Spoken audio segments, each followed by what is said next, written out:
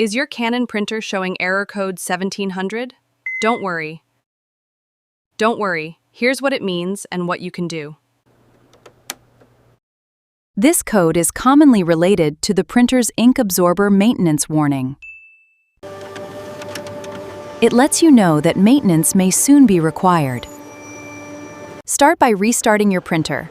Turn it off, unplug it for 1 minute, reconnect the power, and turn it back on. Also check for any firmware or driver updates. If the warning doesn't disappear, avoid unofficial reset methods. If your printer requests maintenance, follow Canon's recommended service instructions or contact support.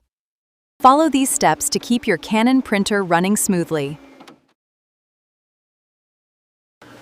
Like this video, subscribe for more printer tips, and leave your questions in the comments.